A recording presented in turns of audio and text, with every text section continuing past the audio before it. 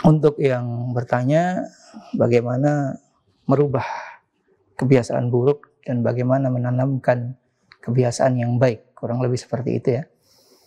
Ya, pertama untuk diri kita sendiri, ya, begitu juga untuk anak kita. Karena berkaitan dengan karakter diri kita dan karakter anak-anak kita. Yang pertama yang ingin saya nasihatkan buat saya pribadi dan semuanya, ya, kita belajar. Ya, kita baca ayat-ayat Allah dan hadis-hadis Nabi SAW. Tadi dicontohkan dalam pertanyaannya bagaimana agar bisa terbiasa bangun untuk sholat malam. Ya, maka kita baca apa dalil dari keutamaan sholat malam. Ya, bagaimana pengaruh orang-orang yang melakukan sholat malam. Ya, bagaimana Rasulullah SAW tidak meninggalkan satu amalan tatkala beliau safar kecuali beliau melakukan, yaitu sholat malam meskipun hanya witir saja. Ya, bagaimana sholat malam itu merupakan kebiasaan dari orang-orang yang soleh.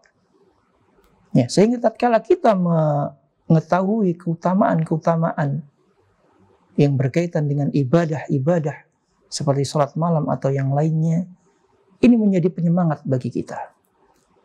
Ya, begitu juga berkaitan dengan masalah dunia. Mungkin kita mau bekerja di sebuah instansi karena gajinya, ya, atau mungkin kita mau melakukan sesuatu karena mungkin upah yang kita dapat.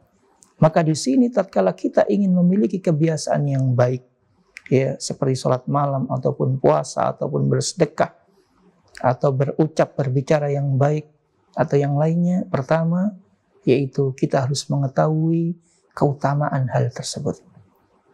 Itu jika bersifat sunnah.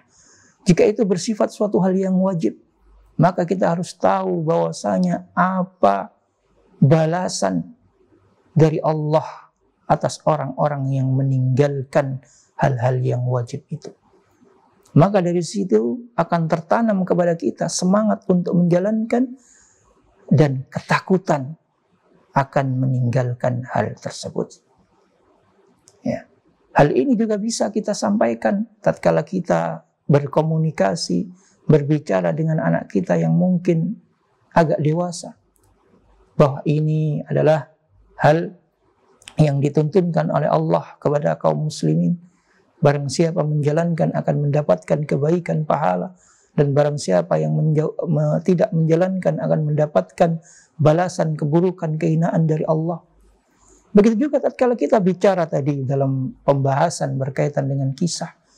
Hikmah dari kisah yang kita bacakan kepada anak kita, hikmah dari kisah yang kita dengar, yang kita baca untuk diri kita, baik itu yang ada dalam Al-Quran maupun sunnah Nabi SAW. Itu hikmahnya untuk memberikan semangat kepada kita untuk meniru hal yang baik dan menjauhi yang buruk. Contoh, daraballahu mathalan lilladzina kafaru imra'ata Nuhi wa imra'ata Lut kanata tahta 'abdaini min ibadina salihaini fa khanatahuma falam yughniya anhuma minallahi syai'an. Yaitu bagaimana mungkin dalam ayat ini Allah memberi permisalan, ya, kepada perempuan, yaitu istri Nabi, namun mereka berkhianat kepada suaminya, kepada Nabi yang merupakan suaminya. Ya. Hikmahnya apa? Ya, diambil pelajaran.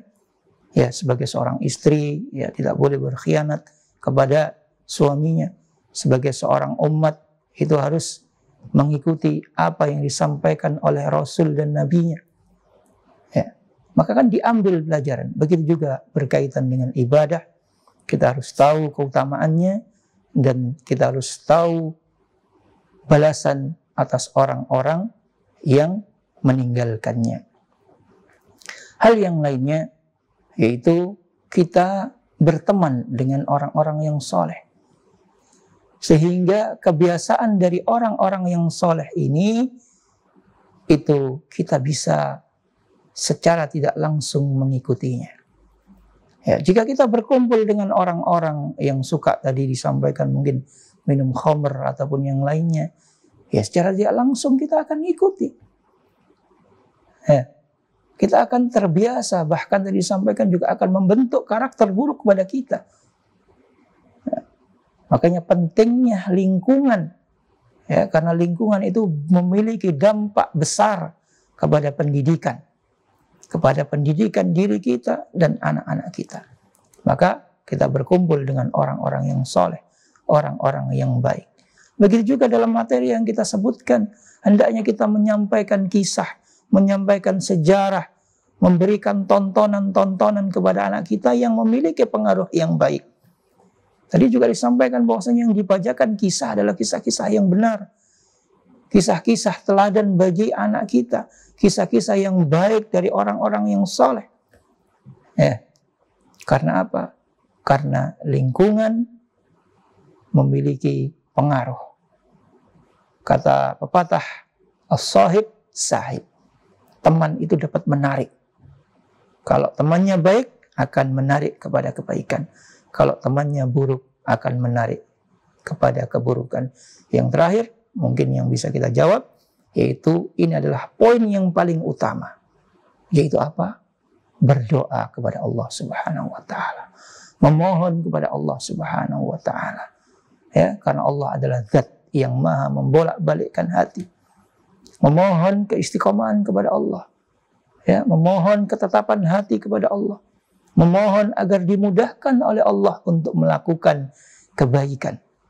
Untuk dapat menjadikan diri ini terbiasa melakukan kebaikan dan terbiasa zat satu-satunya tempat kita bergantung. Zat satu-satunya yang dapat memudahkan kita. La haula wa la quwwata illa billah. Para ulama menjelaskan kalimat atau zikir ini, la haula wa la quwata, tidak ada daya dan tidak ada upaya kecuali dari Allah. Maksudnya diantaranya kita tidak akan dapat melakukan kebaikan. Kita tidak akan bisa melakukan salat 5 waktu tepat di masjid, melakukan puasa Ramadan secara penuh, melakukan puasa sunnah Syawal, melakukan puasa sunnah-sunnah yang lainnya, melakukan salat tahajud, melakukan berbagai bentuk amal kebaikan kecuali karena Allah Subhanahu wa Ta'ala. Karena manusia itu adalah lemah, tidak memiliki daya dan upaya. Apa yang kita lakukan dari kebaikan itu karena rahmat dan pertolongan dari Allah. La haula wa la quwata illa billah. Dan disebutkan juga bahwasanya maksud dari ayat ini, kita tidak dapat menjauhi keburukan, kita tidak dapat menjauhi kemaksiatan, kita tidak dapat menjauhi apa yang diharamkan oleh Allah itu kecuali pertolongan dari Allah Subhanahu wa Ta'ala. Maka hendaknya kita berdoa memohon pertolongan kepada Allah Subhanahu wa Ta'ala. Dan Nabi kita sallallahu alaihi wasallam juga mengajarkan, Allahumma a'inni ala dzikrika. Memohon pertolongan agar senantiasa ingat kepada Allah. A'inni ala dzikrika wa syukrika wa husni ibadatik. Memohon pertolongan kepada Allah agar dimudahkan untuk senantiasa ingat, berzikir kepada Allah, senantiasa menjadi hamba Allah yang bersyukur, dan senantiasa menjalankan amal ibadah dengan baik. Wallahu ta'ala a'lam. Mungkin ini yang bisa disampaikan. Saya mohon maaf jika ada kesalahan maupun kekurangan. Kesalahan itu dari diri saya pribadi dan saya beristighfar kepada Allah Subhanahu wa Ta'ala atas hal tersebut. Dan jika ada benarnya, semoga Allah Subhanahu wa Ta'ala memudahkan diri saya dan yang mendengarkan untuk bisa mengamalkannya. Aqulu qouli hadza, wassalamualaikum warahmatullahi wabarakatuh.